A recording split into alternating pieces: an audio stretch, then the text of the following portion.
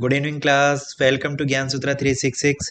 तो भाई I hope आपने प्रीवियस जितनी भी क्लासेस हैं वो रिवाइज कर रही होंगी। आज हमारी क्लास नंबर है 6। भाई लास्ट क्लास में जो हमने पढ़ा था उसका थोड़ा सा जल्दी से रिवीजन कर लेते हैं, जो कि डेवलपमेंटल थ्योरीज के बारे में पढ़ रहे थे। उन डेवलपमेंटल थ्योरीज के अंदर जो हमारी क्लास 6 में है, जो क्लास 5 में हमने प्याजे की जो कॉग्निटिव डेवलपमेंट की थ्योरी थी उसके बारे में पढ़ा था। तो मेनली प्याजे ने क्या क्या बताया है कि उसके कॉग्निटिव डेवलपमेंट के बारे में बताया कि जब बच्चा जन्म लेता है बर्थ से लेके और जब वो 14 ईयर तक जाता है तो उसका कोग्निटिव डेवलपमेंट कैसे होता है। जब तक वो फॉर्मल ऑपरेशनल स्टेज में पहुंचता है तो उसका कंप्लीट 100% उसका ब्रेन डेवलपमेंट हो जाता है। जो बच्चे का 0 से लेकर 6 साल तक, जब बच्चा 0 से लेकर 6 साल तक की एज कवर करता है, जब उसका 85% ब्रेन डेवलप हो जाता है, और जब वो 14 ईयर तक की जाता है तब उसका 100% ब्रेन डेवलप हो जाता है। तो उस पूरे डेवलपमेंट के प्रोसेस को एक डिसकॉन्टिन्यूस प्रोसेस के बारे में बताया। डिसकॉन्टिन्यूस प्रोसेस वो होता है जिसके अंदर हम स्टेजेस को फर्दर डिवाइड कर सकते हैं, कि उन्होंने 4 स्टेजेस दी थी: sensory motor stage, pre operational stage, concrete operational stage और फॉर्मल ऑपरेशनल स्टेज। इन चारों स्टेजेस के बारे में, इन चारों स्टेजेस के बारे में उन्होंने, जो सेंसरी मोटर स्टेज थी उसमें सेंसेस के बारे में बताया था, बाकी उसमें जो प्री ऑपरेशन थी उनके बारे में ईगोसेंट्रिज्म के बारे में बताया था, सिंबॉलिक लर्निंग के बारे में था, कॉन्क्रीट ऑपरेशन में क्लासिफिकेशन, कंजर्वेशन और जो रिवर्सिबिलिटी थी उसके बारे में बताया था, सीरीज के बारे में बताया था, और फॉर्मल ऑपरेशन में abstract thinking, hypothetical situation, reflective thinking, इन सब चीजों के बारे में था। लॉजिकल थिंकिंग जब बच्चे की डेवलप होती है, इन सब चीजों के बारे में हमने बात करी थी। ठीक है, उसके बाद में उन्होंने एसिमिलेशन वर्ड के बता रहा था, अकोमोडेशन का मतलब बताया था, इक्विलिब्रियम का बताया था, स्कीमा के बारे में बताया था। तो ये कुछ टर्म्स थी जो उन्होंने यूज की थी। टोटल 4 स्टेजेस होती है। एज ग्रुप जो सेंसरी मोटर का 0 से 2 होता है, प्री ऑपरेशनल का 2 से 7 होता है, कॉन्क्रीट ऑपरेशनल का 7 से 11, और फॉर्मल ऑपरेशनल का जो 11 से लेके जो 14 ईयर या अबो। ठीक है भाई, तो अभी नेक्स्ट बढ़ते हैं। तो भाई किसी ने अभी तक चैनल सब्सक्राइब नहीं किया तो जल्दी से जल्दी चैनल सब्सक्राइब कर लो। और जिसको भी क्लास पीडीएफ के लिए, क्लास पीडीएफ और नोट्स के लिए, नोट्स और किसी भी टाइप का कोई भी डाउट हो, उस डाउट को क्लियर करने के लिए आप ये टेलीग्राम चैनल ज्वाइन कर सकते हो। आपको किसी भी एग्जाम से रिलेटेड, चाहे वो किसी भी चीज से रिलेटेड, उसके नोटिफिकेशन के बारे में, उसके प्रोसेस के बारे में, कुछ जो आपको करंट अफेयर्स के बारे में जो भी चीजें आपको होंगी वो सारी आपको इसको टेलीग्राम चैनल पे आपको मिलेंगी। ठीक है भाई, तो ये हमारा यूट्यूब चैनल है ज्ञान सूत्रा 366, और ये हमारा इंस्टाग्राम चैनल है जो कि ज्ञान सूत्रा 366 है। और सेम वही पेडागोजी, बाउंडलेस पेडागोजी के नाम से आपका टेलीग्राम चैनल है, उसको ज्वाइन कर लो। तो आज हम पढ़ने वाले हैं वही कोग्निटिव डेवलपमेंट के बारे में पढ़ेंगे, पर आज हम पढ़ने वाले हैं थ्योरी किसकी, वाइगोस्की की जो सोशल कल्चरल अप्रोच थी उसके बारे में बताया था। तो देखो, सबसे पहले हम समझते हैं इसके नाम से, जो सोशल कल्चर का मतलब है कि जो हमारी सोसाइटी में हमारे आसपास के प्रीवियस है, पर्यावरण है, जो सामाजिक सांस्कृतिक है, उसके प्रीवियस में उसके अप्रोच क्या होती है कि उनसे जब हम घुल मिलते हैं, उनके साथ जब हम इंटरेक्शन में आते हैं, तो वो जब हमारी हेल्प करती है किसमें, हमारे कोग्निटिव डेवलपमेंट में।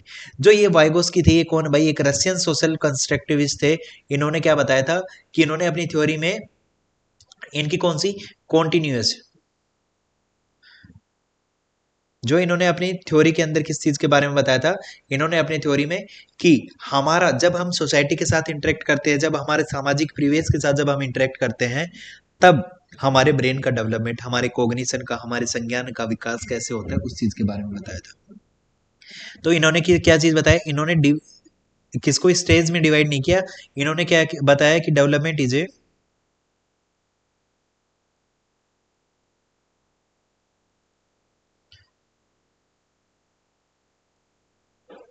Continuous process. क्योंकि इन्होंने डेवलपमेंट को कोग्निटिव प्रोसेस के बारे में बताया, इन्होंने लैंग्वेज डेवलपमेंट के और ब्रेन डेवलपमेंट के बारे में डिस्कस किया था। एक रशियन सोशल साइकोलॉजिस्ट थे जो इन्होंने इनके बारे में बताया था। तो उनको क्या क्या चीजें बताई थी, जैसे इनकी थ्योरी समझने से पहले कुछ टर्म्स हमें समझने पड़ेंगे, उन टर्म्स का मतलब समझ लेते हैं। तो इन्होंने बताया कि डेवलपमेंट होता कैसे है। डेवलपमेंट हमारा स्टार्ट होता है, हमारे सोशल कल्चर एस्पेक्ट होता है डेवलपमेंट, जो किससे, हमारे कोग्निशन को, हमारे संज्ञान के विकास में हेल्प करता है। जब हम समाज में होने वाले इवेंट्स में जब पार्टिसिपेट करते हैं, उनको इनडायरेक्टली और डायरेक्टली जब उनमें इन्वॉल्व होते हैं, उन चीज़ों को ऑब्जर्व करते हैं, तो उनकी ऑब्जर्वेशन से हम इमिटेट करके, हमारी सोसाइटी से इंटरेक्ट करके हमारे ब्रेन का डेवलपमेंट होता है। वहां से वो उन एक्सपीरियंसेस को कैच करके, उन चीज़ों को देख के सीखता है बच्चा। डेवलपमेंट में सोशल इंटरेक्शन का रोल क्या है? सोशल इंटरेक्शन बहुत ही जरूरी है किसके लिए? हमारे कोग्निटिव डेवलपमेंट में। कोग्निटिव डेवलपमेंट में सोशल इंटरेक्शन का मतलब होता है कि जब हम एक दूसरे लोगों से बात करते हैं वो हमारे सोशल इंटरेक्शन में आती है। जितने ज्यादा लोगों से हम बात करेंगे, जितने ज्यादा लोगों से हम सामाजिक जीवन में बात करेंगे, हमें पता चलेगा कि उस इंसान का पॉइंट ऑफ व्यू क्या है, उसकी थिंकिंग प्रोसेस क्या है, वो किसी सिचुएशन के बारे में क्या सोचता है, कैसे एनालिसिस करता है चीजों को, वो थिंकिंग पैटर्न क्या है, उनको समझेंगे तो वो क्या है हमारे इंटरेक्शन में हेल्प करेगा, जो हमारे एक्सपीरियंस को गेन करता है। कि हम कई बार अपनी बोलचाल की भाषा में बोलते हैं कि इसने तो बहुत लोगों से बातचीत करी है, काफी लोगों में इसका उठना बैठना है। एक ये सामाजिक आदमी का मतलब है कि वो लोगों के बीच में बैठता है, आपस में बातचीत करता है, अपना पॉइंट ऑफ व्यू रखता है और दूसरों का पॉइंट ऑफ व्यू सुनते हैं। उसके बाद में कम्युनिटी का क्या है? मीनिंग मेकिंग रोल है कम्युनिटी का, जो कम्युनिटी की essential in the meaning making process. कि कोग्निटिव डेवलपमेंट में एक कम्युनिटी होती है, उसमें डिफरेंट डिफरेंट माइंडसेट के डिफरेंट डिफरेंट टाइप के पीपल होते हैं, अलग अलग सोसाइटी से अलग अलग सोशल बैकग्राउंड के लोग होते हैं। वो जब एक साथ बैठते हैं, उनका पॉइंट ऑफ व्यू किसी एक चीज पे एग्री करते हैं, ग्रुप डिस्कशन करते हैं, अपनी चीजें बताते हैं, दूसरों की चीजें सुनते हैं, तो वो एक कम्युनिटी में क्या है कि एक डाइवर्सिटी से जब हम मिलते हैं तो तब हमारे क्या होता है कि जो ब्रेन का माइंडसेट है वो ब्रॉड होता है। तो ब्रॉड होगा, चीजें ज्यादा आएंगी, एक्सपीरियंसेस ज्यादा आएंगे, दूसरों की बातों से सीखेंगे, दूसरों की सिचुएशन से सीखेंगे, तो वो हमारा हेल्प करेगा। उसके बाद में नेक्स्ट है कि सोशल लर्निंग प्रोसेस है एक डेवलपमेंट। सोशल लर्निंग क्या है कि सोशल कोग्निटिव डेवलपमेंट की सोशल लर्निंग की हमारे सामाजिक परिवेश से जब हम इंटरेक्ट करके सीखते हैं तो वो हमारे लर्निंग में कन्वर्ट होता है। कि डेवलपमेंट से लर्निंग होती है, ना कि लर्निंग से डेवलपमेंट होता है। डेवलपमेंट से लर्निंग का मतलब होता है कि एक टाइम पीरियड पे जब हम लोगों से इंटरेक्ट करते रहते हैं तो टाइम के साथ साथ हमारे एक्सपीरियंस के साथ साथ हमारा क्या होता है कि डेवलपमेंट होता रहता है। डेवलपमेंट के साथ साथ हमारी लर्निंग होती है, और लर्निंग किससे होती है? हमारे एक्सपीरियंसेस के बेसिस पे जो चीज हमारे बिहेवियर में परमानेंट चेंज लेके आते हैं उसे हम क्या बोलते हैं? लर्निंग बोलते हैं। कि permanent change in our behaviour is called learning. और उसके बाद में एज और स्टेज का कोई भी रिलेवेंस नहीं होता। ये नहीं है कि किसी की एज ज्यादा है तो उसका कोग्निटिव डेवलपमेंट ज्यादा होगा, या फिर वो किसी स्टेज पे है तो उसका कोग्निटिव डेवलपमेंट ज्यादा होगा। जो कोग्निशन का लेवल है वो डिपेंड करता है किस चीज पे? हमारे सामाजिक परिवेश पे, जो हमारे आसपास की इंटरेक्शन है उन सब चीजों के ऊपर। नेक्स्ट चीज पे बात करते हैं कुछ चीजें।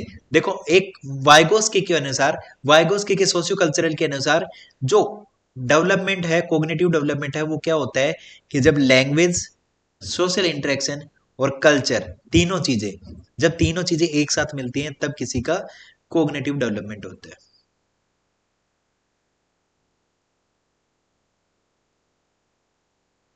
जब किसी का कोग्निटिव डेवलपमेंट होता है, किसके अकॉर्डिंग? वाइगोस्की के अनुसार ये इनकी डेफिनेशन है। अब बात करते हैं लैंग्वेज क्या होती है। कि लैंग्वेज एक प्राइमरी टूल होता है। प्राइमरी टूल जो हम कहां से? हमारी इमीडिएट फैमिली से, हमारी जिसे मदर टंग बोलते हैं। मदर टंग में चीजें हमें इजीली समझ में आता है, क्योंकि जब बच्चा सबसे पहले इंटरेक्ट करता है तो उसके सोशल इंटरेक्शन और उसके दिमाग में जो थॉट्स आएंगे वो किस लैंग्वेज में सोचेंगे? वो उसकी मदर टंग में सोचेंगे। तो जो भी चीजें होंगी, जो हमारा रीजनल लैंग्वेज है, जिसके अंदर सबसे पहले हम इंटरेक्ट करते हैं, जो बोलचाल के वर्ड, भाषा, जहां से हम लैंग्वेज एक्विजिशन डिवाइस से जो भाषा अर्जित करते हैं, वो किस चीज से सीखते हैं? वो सारी हमारी लैंग्वेज से हम सीखते हैं, जो कि हमारे इमीडिएट फैमिली से, हमारी सोसाइटी से, हमारे नेबरहुड से, इन सभी चीजों से सीखते हैं। दूसरा, सोशल इंटरेक्शन सबसे पहले कहां से? हमारे केयर गिवर से, जो मदर, फैमिली, सोसाइटी और केयर गिवर, यहीं से हमारी social interaction, the process of through which learning occur by communication and collaboration. कि लोगों के साथ बातचीत करके और उनके साथ मेल भाव करके, उनके साथ किसी चीज में पार्टिसिपेट करके, उनके साथ मिलके काम करने में, जो हमारे सोशल इंटरेक्शन। कल्चर हमारा क्या काम करता है? जो हमारा कोड ऑफ कंडक्ट,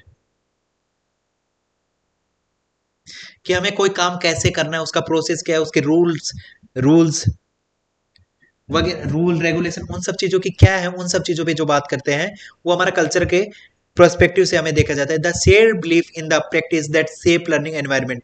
कि जो हमारे लर्निंग एनवायरनमेंट को, हमारे कोड ऑफ कंडक्ट को, रूल्स को, रेगुलेशन को, हमारी सोसाइटी में what is the right, what is the wrong, इन सब चीजों के बारे में जो बताता है वो हमारा कल्चर है। जब ये तीनों चीजें एक साथ आती है तब हमारे किसका जो अकॉर्डिंग टू वाइगोस्की हमारे ब्रेन का डेवलपमेंट होता है। ठीक है, जो लैंग्वेज से क्या है, लैंग्वेज हमें किस चीज में हमारे कम्युनिकेट करने में हेल्प करेगी। जो सोशल इंटरेक्शन है वो हमें एक्सपीरियंस के साथ थॉट्स बताएगी। सोसाइटी जो कोड ऑफ कंडक्ट जो कल्चर है वो हमें क्या बताएंगे, rules regulation, what is the right what is the wrong, इन सब चीजों के बारे में बताते हैं। फिर इन्होंने लर्निंग का एक चीज बताया, लर्निंग के फेजेस को डिवाइड किया है इन्होंने तीन प्रोसेस में। देखो, जो काम हम विदाउट एनी हेल्प, किसी दूसरे की हेल्प के बिना कर सकते हैं, उसे हम क्या बोलते हैं, कंफर्ट जोन, कि जिसमें हमें किसी दूसरे की सहायता नहीं चाहिए, वो हमारे किसमें, कंफर्ट जोन में आएगा। जो कैन डू अलोन, जो काम हम बिना किसी की हेल्प से कर सकते हैं, वो हमारा कंफर्ट जोन में आएगा। Can do with the help, किसी की भी हेल्प से, वो हेल्प कौन कर सकता है, MKO, मोर नॉलेजेबल अदर। वो मोर नॉलेजेबल अदर कोई भी हो सकता है, उसकी एज आपसे छोटी हो सकती है, आपसे बड़ी उसकी एज हो सकती है। वो मोर नॉलेजेबल अदर वो पर्सन होता है जिसको आप जिस चीज में नॉलेज चाहिए उसमें आपसे ज्यादा नॉलेज हो, आपसे ज्यादा एक्सपीरियंस हो, वो मोर नॉलेजेबल अदर होगा। इसमें एज का या अदर किसी फैक्टर का कोई भी इन्वॉल्वमेंट नहीं होता, ओनली नॉलेज का फैक्टर होता है, जो हमारी क्या करता है, जो हमारी कैन डू विद हेल्प, जो हम अपने किसी सहायता से कर सकते हैं, मोर नॉलेजेबल अदर्स की हेल्प से। उसके बाद में किसी दूसरे की हेल्प से भी हम जो काम नहीं कर सकते, वो हमारा कौन सा आएगा, फ्रस्ट्रेशन जोन, कि जो हम किसी दूसरे की हेल्प से और खुद की हेल्प से जो काम हम नहीं कर सकते, can do with the help, कि बिना हेल्प से, किसी की हेल्प से जो काम नहीं कर सकते, वो फ्रस्ट्रेशन जोन है। ये 3 टाइप के इन्होंने जोन बताए हैं।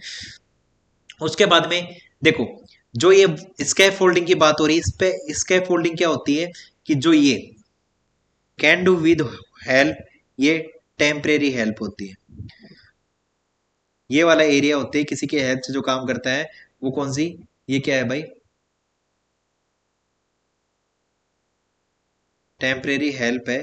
इस टेम्परेरी हेल्प से हम क्या कर सकते हैं, जब तक हम अपने कंफर्ट जोन से बाहर नहीं निकल सकते, जब तक हम कौन से, जो जोन ऑफ प्रोक्सिमल डेवलपमेंट है, जिसकी ZPD, zone of proximal develop, जब हम किसी की हेल्प से, जो ये जोन है टेम्परेरी हेल्प, इस जोन में पहुंचने तक जो हेल्प करते हैं, टेम्परेरी हेल्प होती है, उसे हम स्कैफ फोल्डिंग बोलते हैं। मोर नॉलेजेबल अदर, जो हमसे ज्यादा ज्ञान रखता है, हमसे ज्यादा नॉलेज रखता है उस फील्ड की, वो zone of proximal development.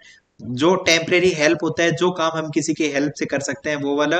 Level of actual development, कि जहां तक हम अपने कंफर्ट जोन तक रहते हैं। लेवल ऑफ पोटेंशियल डेवलपमेंट, जहां तक हमारा, वो लेवल ऑफ पोटेंशियल डेवलपमेंट वो होता है कि जहां तक हमारा पोटेंशियल होता है किसी चीज को डेवलप करने का, कि हम किस चीज को, किसी टास्क को कितना ज्यादा परफॉर्म कर सकते हैं, किस लेवल तक परफॉर्म कर सकते हैं, उस चीज की बात करते हैं। तो इसको एक एग्जाम्पल से समझते हैं। वो एग्जाम्पल कौन सा है, वो एग्जाम्पल इस चीज में हेल्प करता है हमारी, कि जैसे हम कोई काम करते हैं, जब हम कोई काम करते हैं, तब क्या होता है, कि जैसे हमने सबसे पहले बार साइकिल चलानी सीखी, तो साइकिल चलाने के लिए क्या किया, कि हमें किसी मोर नॉलेजेबल अदर की रिक्वायरमेंट पड़ी, कि जैसे अपने फादर की रिक्वायरमेंट की जरूरत पड़ी, कि जब तक हम बैलेंस नहीं कर पाते, जब तक हम बैलेंस नहीं कर पाते, तो वो 2 एक्स्ट्रा टायर और जो पापा पीछे से बैलेंस करते हैं, वो किस चीज का हेल्प करते हैं, वो मोर नॉलेजेबल अदर है। हम विदाउट उन टायर्स के, विदाउट किसी के हेल्प से जो काम कर सकते हैं, वो लेवल ऑफ पोटेंशियल डेवलपमेंट है। जो एक्चुअल डेवलपमेंट है, कि हम विदाउट किसी, अभी विदाउट हेल्प हम कोई काम नहीं कर सकते, एक्चुअल डेवलपमेंट आएगा। जो लोग जोन ऑफ प्रोक्सिमल डेवलपमेंट, जब तक वो दोनों साइड के टायर लगे हुए हैं, वो रिमूव नहीं कर देते, वो टेम्परेरी बेसिस पे होते हैं ना, वो टेम्परेरी बेसिस पे जब तक उन्हें रिमूव नहीं करते, तो जोन ऑफ प्रोक्सिमल डेवलपमेंट में होगा। वो टेम्परेरी हेल्प को हम क्या बोलते हैं, इस टेम्परेरी हेल्प को हम स्कैफोल्डिंग बोलते हैं। नेक्स्ट हम बात करते हैं वाइगोस्की के लैंग्वेज डेवलपमेंट की, कि वाइगोस्की के लैंग्वेज डेवलपमेंट में क्या है, कि social interaction, language as a tool, thoughts and language, और प्याजे का पर्सपेक्टिव, 4 चीजों पे बात की है। कि इन्होंने क्या बोला है, कि लैंग्वेज और सोशल एंगेजमेंट से हमारा क्या होता है, कोग्निटिव डेवलपमेंट होता है। लैंग्वेज एज ए टूल, कि लैंग्वेज किस चीज का काम करती है, एक टूल का काम करती है, जो किस चीज में, इंटरेक्ट करने में, कम्युनिकेशन में, जो हम हमारी किस चीज में, हमें दूसरे लोगों के साथ बाइंड करने में, हमारे आइडियाज, हमारी थॉट्स को शेयर करने में हमारी हेल्प करती है, वो लैंग्वेज एज ए टूल आएगा। उसके बाद में थॉट एंड लैंग्वेज की बात करते हैं, कि इनिशियली इनिशियली थॉट और लैंग्वेज होते हैं, जो थॉट्स होते हैं और लैंग्वेज होते हैं, दोनों सेपरेट होते हैं। पर बाद में जब तक बच्चा 3 साल का होता है, अकॉर्डिंग टू वाइगोस्की, कि जब तक बच्चा 3 साल का होता है, तब तक उसके थॉट्स और लैंग्वेज दोनों मर्ज हो जाते हैं। ठीक है, थॉट एंड लैंग्वेज दोनों साथ जब इनिशियली अलग होते हैं, उसके बाद में जब वो थोड़े टाइम बाद में, जो 3 साल बाद में, वो क्या हो जाएंगे, मर्ज हो जाएंगे। उसके बाद में प्याजे का पर्सपेक्टिव क्या है कि थॉट प्रीसीड लैंग्वेज, कि प्याजे बोलते हैं, वाइगोस्की कहते हैं कि इनिशियली थॉट भी अलग होते हैं, लैंग्वेज भी अलग होती है, लैंग्वेज और थॉट का कोई रिलेशन नहीं है। पर प्याजे कहते हैं कि पहले हमारा थॉट आता है, थॉट प्रीसीड लैंग्वेज, कि पहले दिमाग में थॉट आएगा, उस थॉट को कन्वे करने के लिए हमें लैंग्वेज की जरूरत पड़ेगी। तो ये दोनों का थोड़ा सा पॉइंट ऑफ व्यू है। इस पॉइंट ऑफ व्यू को आप सोचना कि वाइगोस्की ने क्या है, ये एक इंपॉर्टेंट पॉइंट है, इस चीज पे आप ध्यान रखना। वाइगोस्की ने बोला कि थॉट पहले आता है, लैंग्वेज बाद में होते हैं, स्टार्टिंग के 3 साल थॉट रहते हैं, फिर नहीं, स्टार्टिंग के 3 साल तक थॉट और लैंग्वेज दोनों सेपरेट होते हैं और फिर उसके बाद में वो मर्ज हो जाते हैं। प्याजे का पर्सपेक्टिव क्या है कि थॉट प्रोसीड लैंग्वेज, कि पहले थॉट आते हैं, उसके बाद में लैंग्वेज को प्रोसीड करते हैं, आगे बढ़ाते हैं। उसके बाद में इन्होंने स्पीच को 3 टाइप में बताया है कि देखो, सोशल स्पीच, पहले किस चीज को, सोशल स्पीच, दूसरे को प्राइवेट स्पीच और तीसरे को इनर साइलेंट इनर स्पीच। इन 3 चीजों के बारे में बात करते हैं। सोशल स्पीच का मतलब होता है कि जब बच्चा कोई टास्क परफॉर्म कर रहा होता है, जब बच्चा कोई टास्क कर रहा होता है, उस टाइम पे क्या करेगा कि अप टू 2 ईयर्स, कि 2 साल तक बच्चा एक्सटर्नल कम्युनिकेशन करता है, कि जो भी टास्क परफॉर्म करता है तो वो चीजों को बोल बोल के करता है। उसके बाद में प्राइवेट स्पीच में क्या करेगा कि बच्चा, इंटेलेक्चुअल फंक्शन है कि प्राइवेट स्पीच में, कि वो धीरे धीरे अपने से खुद से बातें करके, पहले सोशल में कि जो भी टास्क अरेंज कर रहा है, कि अगर ये पेन को अगर कैप में डाल रहा है तो वो बोलेगा कि ये पेन कैप के अंदर जा रही है। उसके बाद में फिर वो अपने आप से खुद से बातें करेगा। उसके बाद में इनर साइलेंट स्पीच में बच्चा क्या अपने इनर थॉट रखता है, बाहर उस चीजों को एक्सप्रेस नहीं करता, सेल्फ रेगुलेटिंग फंक्शन में वो चला जाता है। इनर साइलेंट स्पीच का, साइलेंट इनर स्पीच का मतलब है कि थॉट्स बिल्कुल दबा लेता है अपने आप में, जो थिंकिंग की बात होती है उस चीज की बात करता है। प्राइवेट में वो बोलता है, सोशल में वो चीजों को, हर एक चीज को साथ वो कम्युनिकेट करता है, बोलता है। ठीक है। उसके बाद में नेक्स्ट, एक्सप्लोरिंग एजुकेशनल स्ट्रेटेजी, कि उन्होंने एजुकेशनल स्ट्रेटेजी को एक्सप्लोर करने के लिए क्या क्या चीजें बताई है, एजुकेशन के कॉन्टेक्स्ट में उस चीज को कैसे लेके आए उस चीज में। देखो, 2 वर्ड में आपको सबसे ज्यादा कंफ्यूज होता है, कोलेबरेशन में और कोऑपरेशन में। कोऑपरेटिव और कोलेबरेशन। कोलेबरेशन में आपको रील से याद रख सकते हो। जब आप रील्स देखते हो तो क्या करते हैं, जब लोगों को अपनी रीच बढ़ानी होती है तो वो जैसे 1+1, 2 लोगों ने मिलकर कोलैब कर लिया और इन दोनों की रीच हो गई। तो इसमें दोनों काम क्या करते हैं, एक group of people work together a goal. इनका काम क्या है कि गोल को अचीव करना है और दोनों आपस में काम करते हैं उसको, अपनी रीच को बढ़ाने के लिए। कोऑपरेशन में क्या होता है कि दोनों एक साथ मिलके जो अपनी अपनी रिस्पॉन्सिबिलिटी बियर करते हैं, each person is responsible for the portion of work. इसके अंदर एक पोर्शन ऑफ वर्क है कि जैसे ये इतना काम करना है, इसमें इन्होंने 4 हिस्सों में डिवाइड कर ले। एक आदमी एक काम करेगा, दूसरा आदमी दूसरा काम करेगा, तीसरा आदमी तीसरा काम करेगा और चौथे एरिया का आदमी चौथा काम करेगा। तो कोऑपरेशन से सारे एक ही काम को कर रहे हैं पर अपना अपना पोर्शन का वर्क कर रहे हैं। रेसिप्रोकल टीचिंग का मतलब होता है कि teacher and student collaborative on strategy, कि टीचर और स्टूडेंट्स आपस में दोनों व्यूज शेयर करेंगे, आपस में दोनों इंटरेक्ट करेंगे। और रेसिप्रोकल टीचिंग में आएगा। असिस्टिव टीचिंग का मतलब होता है involve cognitive apprenticeship with the A more knowledgeable other, कि अपने से ज्यादा जिसको नॉलेज है उसके साथ साथ वो हमारी हेल्प करता है किस चीज में, किसी भी चीज को असिस्ट करने में, जहां हमें दिक्कत होती है वो हमारी हेल्प करेगा, बाकी हम इंडिविजुअल काम करेंगे। पीयर ट्यूटरिंग का मतलब होता है अपना साथी समूह जब आपस में दोनों बात करते हैं, जैसे माइक्रो टीचिंग हो गई, जब उस टाइम पे कि जो जिसकी परफॉर्मेंस हाई है वो एज ए ट्यूटर उनको काम करेगा उस टाइम पे। उसके बाद में नेक्स्ट, कि वही सेम चीज है कोलेबरेटिव, जैसे अभी टीचिंग की बात हो रही थी, सेम कोलेबरेटिव लर्निंग की है कि encouraging the student to work together enhance learning through the share experience, कि अपने एक्सपीरियंस को सब लोग एक साथ बैठ के शेयर करेंगे तो उसके अंदर जो अपने एक्सपीरियंस से जो चीजें सीखी वो ठीक है, दूसरे के एक्सपीरियंस से जब उन्हें हम सुनेंगे, ऑब्जर्व करेंगे तो वहां से हम चीजें सीखेंगे। पीयर ट्यूटरिंग का मतलब भी क्या है, involve the student each other fostering understanding skill development, की एक दूसरे को अंडरस्टैंडिंग को देखना, एक दूसरे की टीचिंग को देखना, उनके इस स्कैफोल्डिंग वो ये टेम्परेरी हेल्प है, सपोर्ट है, जब provide a structure support to help the learner achieve higher level of understanding, जिस हायर लेवल की अंडरस्टैंडिंग तक हम जाना चाहते हैं उसको अचीव कर, जब तक अचीव ना कर। कल्चर रिलेवेंस क्या है इसका, recognise the needs of educational theory and the adept the diverse cultural context, जो हमारे कल्चर से रिलेटेड है, जो चीजें हमारे कोड ऑफ कंडक्ट, कैसे कौन से चीज पे कौन से, जैसे फेस्टिवल्स को कैसे परफॉर्म करता है, उनकी कोड ऑफ कंडक्ट क्या, कोड ऑफ कंडक्ट क्या होते हैं, उनको परफॉर्म करने के रिचुअल्स क्या होते हैं, किसी चीज को, किसी फेयर को या फिर किसको, जो हमारे त्योहार हैं इन सबको सेलिब्रेट कैसे करते हैं, उनके प्रोसेस क्या है, उन सब चीजों के बारे में, जहाँ से हमें जो हमारी मोरल एजुकेशन वगैरह, हमारी खुद की रूल्स एंड जो खुद के रोल्स एंड रिस्पॉन्सिबिलिटी जहां से हमें समझ में आते हैं, वो कल्चर रिलेवेंस में आएगा। ऑब्जर्वेशन एंड प्रैक्टिस में क्या है, highlight the importance of learning through watching and hand on experience. Observation and practice में, ऑब्जर्वेशन में क्या है कि दूसरी चीज को, किसी को ऑब्जर्व करना, और एक्सपीरियंस के अंदर उस चीज में क्या आएगा कि उसमें हैंड ऑन एक्सपीरियंस, की खुद उस चीज में पार्टिसिपेट करना। ठीक है।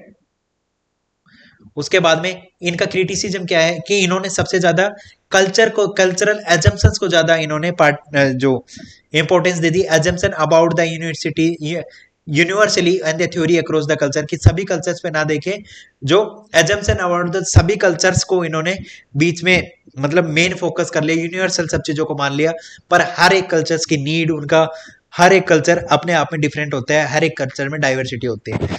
कि ऑब्जर्वेशन के थ्रू इन्होंने क्या बताया, learning through watching and understanding behaviour.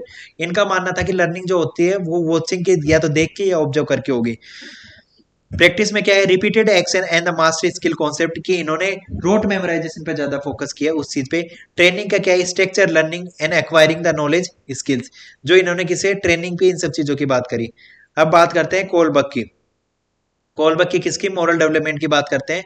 Kohlberg के मोरल डेवलपमेंट में इन्होंने क्या बताया कि इन्होंने, जैसे अभी तक हम किस चीज की बात कर रहे हैं, कोग्निटिव डेवलपमेंट की, अब हम मोरल डेवलपमेंट की बात कर लेंगे कि मोरल डेवलपमेंट में हमें वो चीज सीखनी है, what is right, what is wrong, कि इसमें राइट क्या है, इसमें रॉन्ग क्या है, इसमें सही और गलत में जो डिफरेंस बताते हैं उस चीज की बात कर रहे हैं हम। कि लॉरेंस कोलबर्ग के क्या है, अक्टूबर जो 25 1927 में इनका जन्म हुआ था, 1980 में इनकी डेथ हो गई थी। Was an American psychologist best known for his theory of stage of the moral development. इसकी मोरल डेवलपमेंट की थ्योरी है। तो कोलबर्ग ने 3 स्टेजेस दी थी मोरल डेवलपमेंट की। कौन सी, pre conventional, conventional, post conventional stages को, इनको हर एक स्टेज को इन्होंने 2-2 पार्ट में डिवाइड किया था, और एज ग्रुप के अकॉर्डिंग इन्होंने इसको, जो कहां से अपने बर्थ से लेके और जो अपने 14 ईयर उन सब चीजों के थे। उसके बाद में इन्होंने सबसे पहले क्या एक टर्म समझाई, मोरल डिलेमा। उस मोरल डिलेमा क्या होता है उस चीज को बारे में, कि सही और गलत की पहचान करना। मोरल डिलेमा होता है कि एक ऐसी सिचुएशन जिसमें दोनों सिचुएशन सही होती हैं, दोनों सिचुएशन गलत होती हैं, कुछ में क्राइम होता है, कुछ भी हो सकता है, पर उसमें कैसे कैसे अपने आप को, क्या तो किसी की, जैसे वो वाली चीज है कि जैसे मोरल डिलेमा है कि एक तालाब में आपकी वाइफ और आपकी मदर दोनों ही हैं, और दोनों ही डूब रही हैं, पर आप किसी एक को बचा सकते हो, तो कौन से को बचाओगे। तो एक मोरल डिलेमा है कि कौन से को छोड़ दे, कौन से को बचा ले। एक जगह अपने माँ को बचा ले तो वो फिर वही है कि जिनसे शादी करके आए उसका क्या, फिर अपनी वाइफ को बता दे तो जिसने जन्म दिया उसका क्या। तो वो दोनों मोरल डिलेमा आ जाता है कि राइट और रॉन्ग में, राइट और रॉन्ग में हम वो नहीं कर पाते।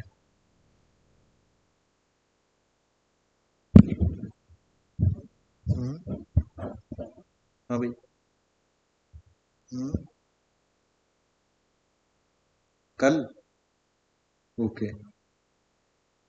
ठीक। ठीक, कितने हैं। हाँ हाँ हाँ।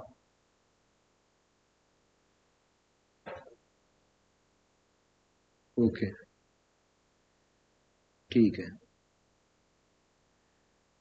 Okay okay. हाँ हाँ हाँ।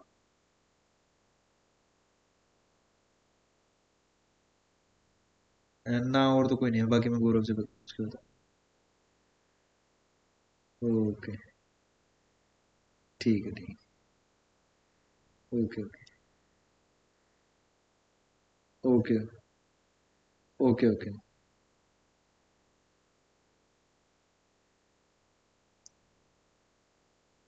ठीक है ठीक है।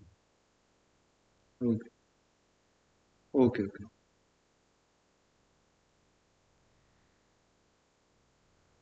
हाँ, तो हम मोरल डिलेमा की बात कर रहे थे। मोरल डिलेमा में हमने 2-3 चीजें देखी थी कि कौन कौन सी चीजें होती हैं। कि एक तो सबसे पहले स्टेज बेस्ड रीजनिंग है, उसके बाद में एज कंसिडरेशन है, तीसरा डिलेमा कन्फ्यूजन है कि डिलेमा में कन्फ्यूजन।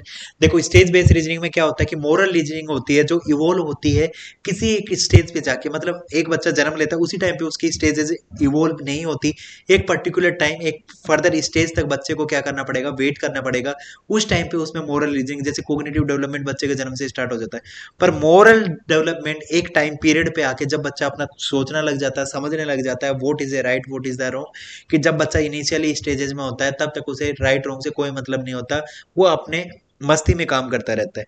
ठीक है, मोरल रीजनिंग की बात करते हैं। With the cognitive maturity influence decision making, जो हमारी हेल्प किस में करता है, हमारी कोग्निटिव मैच्योरिटी में और डिसीजन मेकिंग में। उसके बाद में एज कंसिडरेशन का मतलब है कि different age stage offer variety perspective and the reasoning function, कि उनके सोचने में और उसके पर्सपेक्टिव में डिफरेंट में अलग अलग चीजें होती, क्यों होती है, वो उन सब चीजों के बारे में बात करते हैं कि उसके अंदर कि हमारे जो पर्सपेक्टिव है, हमारा जो रीजनिंग है, हमारा जो चीजों को फंक्शन करने वाली चीजें हैं, उन सब चीजों में हम कैसे वो कर सकते हैं। तो उस सब चीजों की बात हम कब करते हैं कि हमारे फंक्शन, हमारा पर्सपेक्टिव क्या है किसी चीज को लेके, वो हमारे एक्सपीरियंसेस से, हमारी नॉलेज से, हमारे थॉट से, वो सब चीजें हमें डिसाइड करती हैं। डिलेमा एंड कंफ्यूजन का है कि confusion in the decision making highlights the need for the clarity and the moral reasoning, वो भी एक टाइम पीरियड रीजनिंग के बाद में आती है, जैसे मैंने फर्स्ट आपको एग्जांपल दिया उस चीज के बेसिस पे। उसके बाद में इनकी फर्स्ट स्टेज के बारे में बात करते हैं कि मोरल डेवलपमेंट में स्ट्रेटजी में क्या होता है कि हम किसी काम को अच्छा कब करते हैं और हम किसी काम को अच्छा कैसे परफॉर्म करते हैं, कि प्री कन्वेंशनल के अंदर या तो हम ओबीडेंस, या तो हम किसी चीज को आज्ञाकारिता के साथ या फिर पनिशमेंट के डर से किसी काम को अच्छे से करते हैं, कि पेरेंटल के ओबीडेंस से, कि एक अच्छा बेटा बनने के चक्कर में, कि भाई अपने माता पिता की बात मानता है तब जाके वो काम कर रहा है। दूसरी चीज अपने टीचर्स का ओबीडेंस, अपने टीचर्स की है, टीचर्स की नज़रों में अच्छा बच्चा बनने के लिए जब हम कोई अच्छा काम करते हैं, अच्छे से परफॉर्म करते हैं, तो वो ओबीडियंस एंड पनिशमेंट में आएगा। सेकंड वाली चीज़ किस चीज़ में आती है, इंडिविजुअल और एक्सचेंज में, कि इंडिविजुअल एक्सचेंज का मतलब होता है tit for tat, tit for tat. इस स्टेज के अंदर जब बच्चा आता है तब वो क्या करेगा कि जैसे को तैसा, कि तुम मेरे साथ जैसा बिहेव करोगे मैं भी तुम्हारे साथ वैसा ही बिहेव करूंगा, अपने सेल्फ इंटरेस्ट के बेसिस पे। इंडिविजुअल एक्सचेंज में सेल्फ इंटरेस्ट के बेसिस पे बच्चा चलता है कि you scratch my back I will you, कि अगर तुम मेरी हेल्प करोगे तो मैं आपकी करूंगा, अगर तुम मेरे साथ बुरा करोगे तो मैं तुम्हारे साथ करूंगा। वो स्टेज आ जाती है इंडिविजुअल और एक्सचेंज की स्टेज, जो सबसे पहली स्टेज होती है।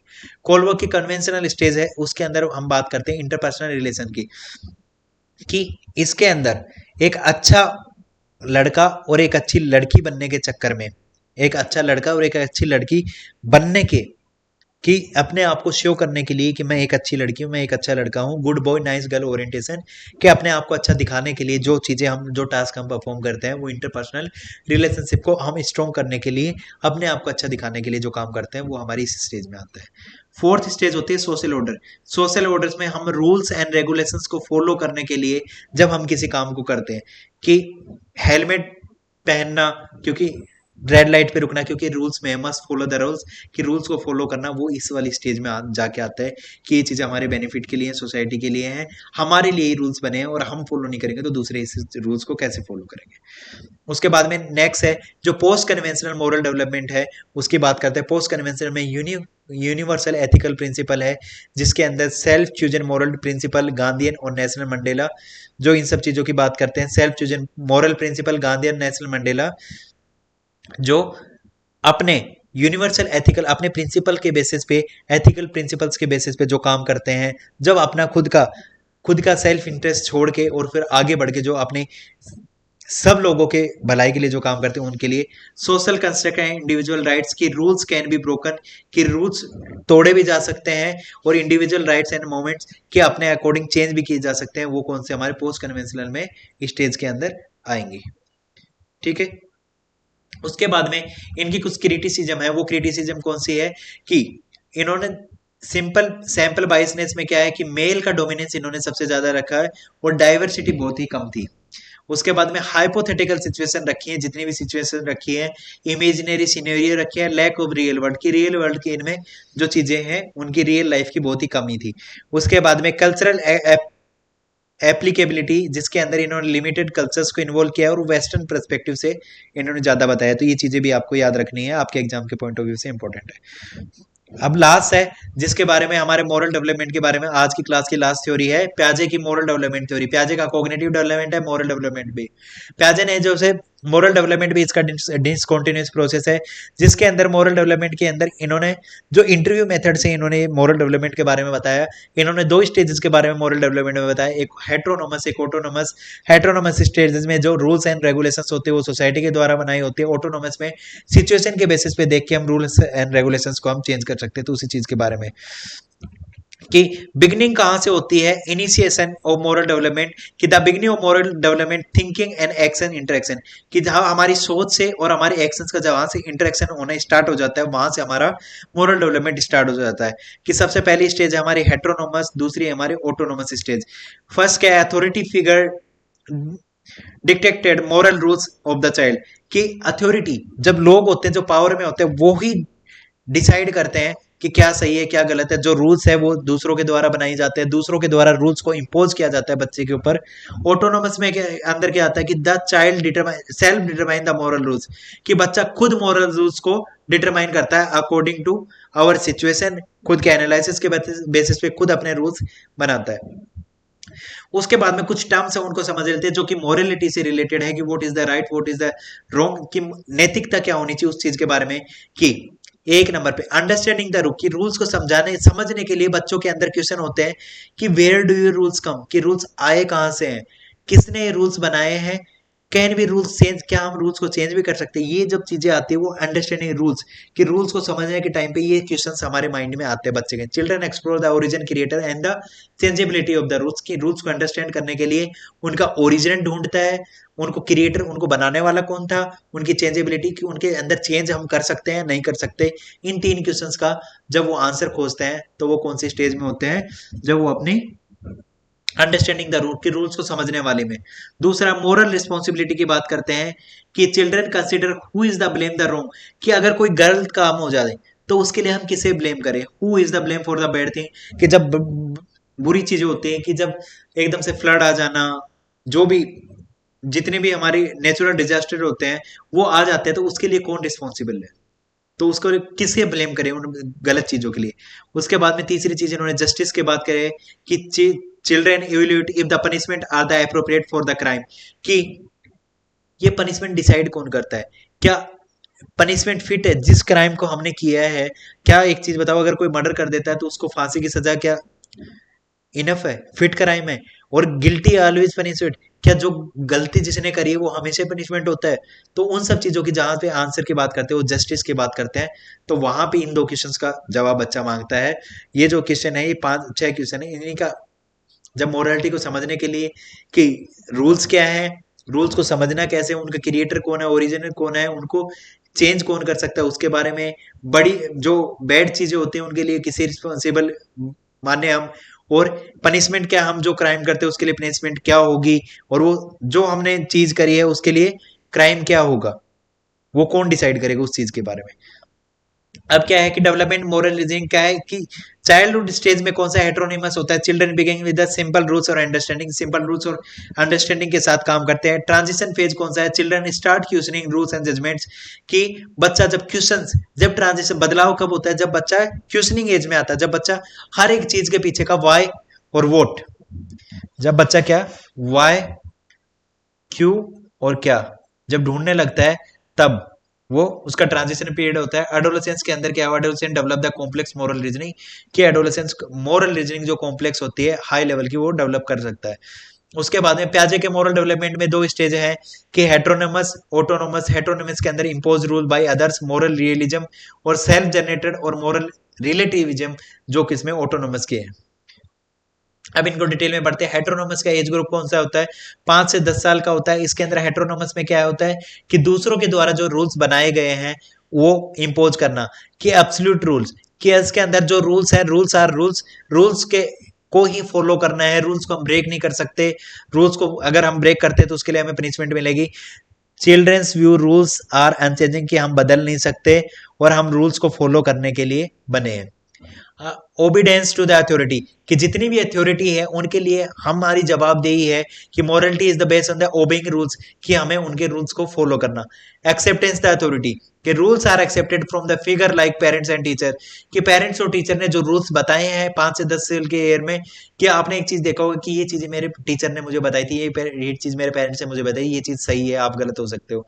जो ये चीज आती है वो हेटेरोनोमस में आती है। फियर ऑफ पनिशमेंट, कि या फिर हम किसे पनिशमेंट के डर से जो हम चीजें करते हैं, जो रूल्स फॉलो करते हैं, वो भी किसमें हेटेरोनोमस में आएंगे। अनचेंजेबल रूल्स, कि बच्चा सोचता है, children think rules have always exist, they are now, कि जो अभी हैं वो रूल हमेशा से एग्जिस्ट करते हैं, जो कि कभी चेंज नहीं हो सकते, जो पहले भी वही थे अभी भी ये है और आगे भी वही रहेंगे। अब बात करते हैं किसमें, ऑटोनॉमी की बात करते हैं, जो किससे, जो आफ्टर 10 स्टार्ट होती है। ऑटोनॉमी की बात करते हैं कि जब बच्चा अपने आप को इंडिपेंडेंट समझता है मोरल जजमेंट्स के बेसिस पे, कि सेकंड स्टेज जजमेंट अकाउंटेबिलिटी और क्रिटिसिज्म, कि वो सर्कमस्टांसेस के अपने जो सिचुएशन है उस सिचुएशन के अकॉर्डिंग अपने खुद के रूल्स कोड ऑफ कंडक्ट बच्चा डेवलप करता है, कि किसी सिचुएशन में उसे कैसे रिएक्ट करना चाहिए उन सब चीजों में। कंपैरिजन टू अडल्ट थिंकिंग, के अडल्ट थिंकिंग की जैसे बड़े सोचते हैं उनके साथ, और कॉम्प्लेक्स मॉरल थिंकिंग इस स्टेज में आके 10 के बाद में डेवलप हो जाती है। अंडरस्टैंडिंग द चेंजेबल रूल्स, कि रूल्स चेंज हो सकते हैं अकॉर्डिंग टू, रूल परमानेंट नहीं होते, और रूल्स सिचुएशन के अकॉर्डिंग चेंज भी कर सकते हैं हम। कंसिडर ऑफ द मोटिव, कि मोटिव क्या है डिसीजन मेकिंग के अंदर, कि किसी काम को करने से पहले, उसके पनिशमेंट डिसाइड करने से पहले उससे पीछे उसके इंटेंशन पता करेंगे, कि किसी सिचुएशन में कैसे रिएक्ट कर दिया। अगर आपके पीछे अगर कोई चोर पड़ गया, आपकी डेथ थ्रेट है, आपको उस थ्रेट को से बचने के लिए आपने क्या कर दिया, उस थ्रेट से बचने के लिए आपने किसी का मर्डर कर दिया, तो उसकी इंटेंशन जाने बिना आपको सजा नहीं हो सकती। तो जो मोटिव है उस मोटिव को पता करना है। रिकॉग्नाइजेशन ऑफ द मोरलिटी क्या है, कि इंटेंशंस ओवर कॉन्सियंस, कि कॉन्सिक्वेंस से ज्यादा चीजें इंटेंशन पे डिपेंड करती है। No absolute right and wrong, कि कोई भी बिल्कुल ही कि ये चीजें राइट है, ये रॉन्ग है, ये नहीं है। जो राइट एंड रॉन्ग है वो डिसाइड किए जाते हैं अकॉर्डिंग टू सिचुएशन। तो भाई आज हमने जो चीजें पढ़ी हैं वो किस चीज के बारे में आते हैं, कि भाई वो वाइगोस्की का जो अपना कल्चरल डेवलपमेंट है, सोशियो कल्चरल डेवलपमेंट, जो कोलबर्ग का मोरल डेवलपमेंट और प्याजे का मोरल डेवलपमेंट के बारे में पढ़ा है। तो आई होप भाई आपको चीजें समझ में आई होंगी। अगर नहीं समझ में आई है तो आप मेरे को कमेंट सेक्शन में पूछ सकते हो, और सेकेंडली आप मेरे को किस पे, जो अपना टेलीग्राम चैनल है वहां पे आप मैसेज कर सकते हो।